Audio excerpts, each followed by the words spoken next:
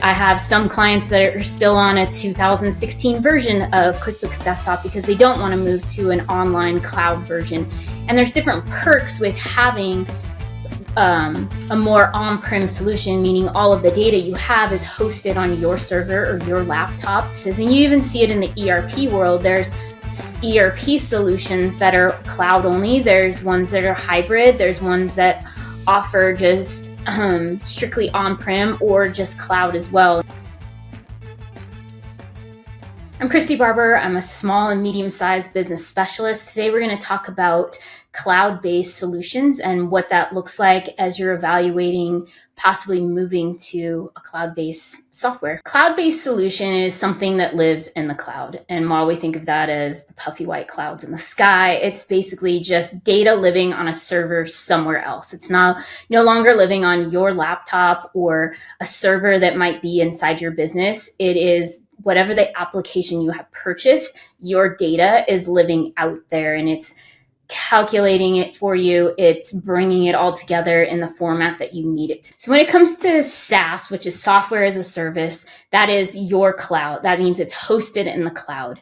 That is your application. It's usually a subscription base. You're having automatic updates all throughout the year versus some of them are just little patches and some are really big fixes to it.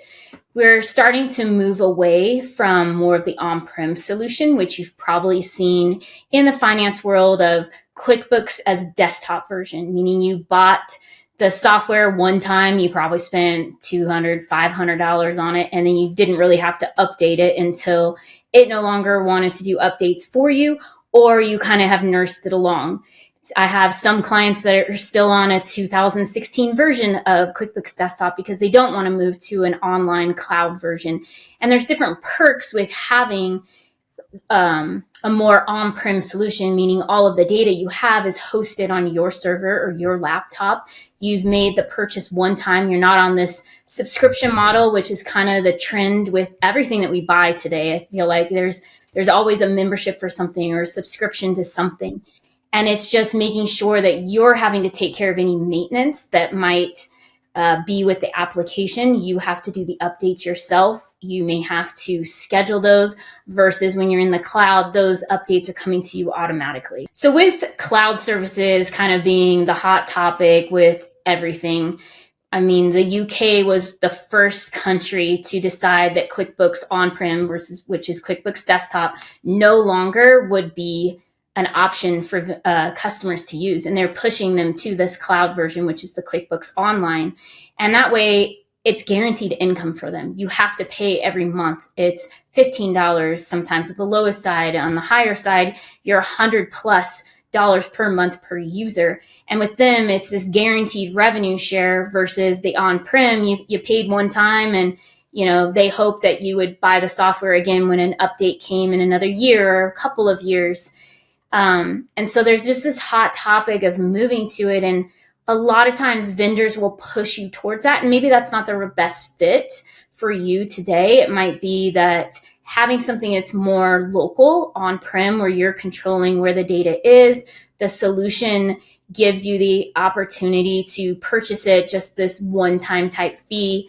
So you're not paying for all of those user licenses. And you even see it in the ERP world. There's ERP solutions that are cloud only. There's ones that are hybrid. There's ones that offer just strictly on-prem or just cloud as well. And so there you have to evaluate and see what's best for your business. And also the type of data that you have is the data classified. And so you don't want things living specifically on a cloud and they need to live on-prem on your server. And then there's other things that can live in the application. So it's just really evaluating what makes the most sense for you. So while cloud is out there, it may be the best for you. And there's certain things to evaluate when you're looking to move to a cloud software.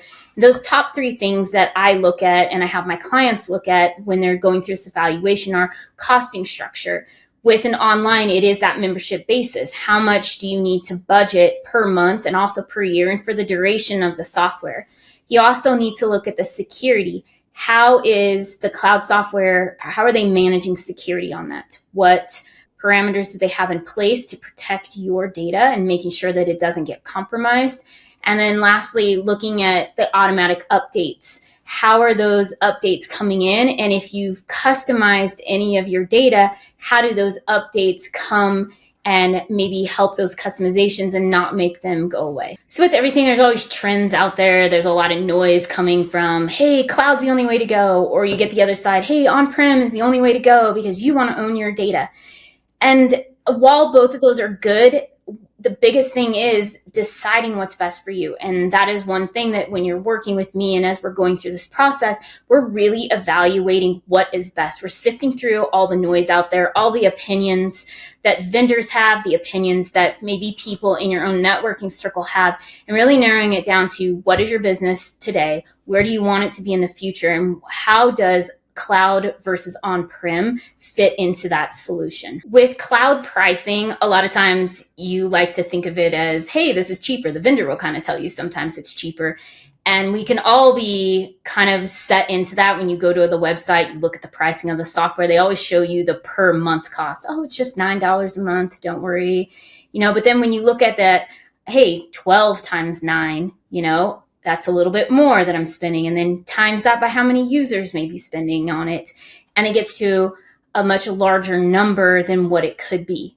And so there's just some hidden things that you need to look at when you're going and using cloud subscriptions, which all of us have with everything. Your Google subscription is, your Microsoft subscription is all cloud and membership based, but really looking into a financial evaluation of what those total costs would be. Because year one, you're not going to see those costs recoup. Year two, you may not fully see them, but maybe starting year three, you're really starting to see that ROI on the costs that you have spent, and then it carries forward.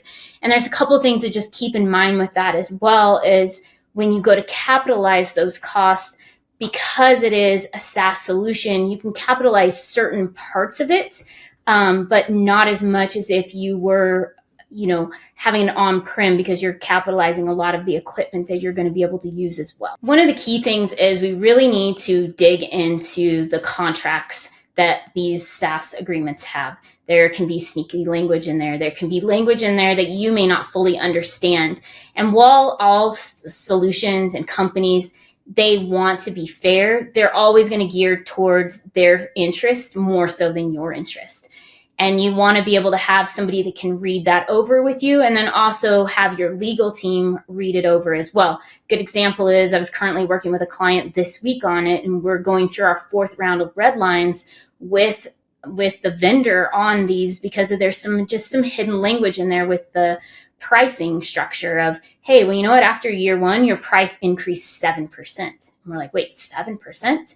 We don't want that. And so we're negotiating down to a lower cost. We're trying to get price locked in, saying, hey, if we sign a contract for 3 years, we would like our monthly cost per user to be locked in at this price for the duration of the contract. And then after that, we would like it to be X percentage of CPI going forward, and trying to negotiate those parts into it. So there are these little tools and tricks that you will want to be aware of, so that you're not just paying full retail price for a solution, because there's always room to negotiate. There always is. Sometimes there's a lot of room, and then other times there's a little bit, but it's always worthwhile bringing those numbers in, because the answer is always no unless you ask.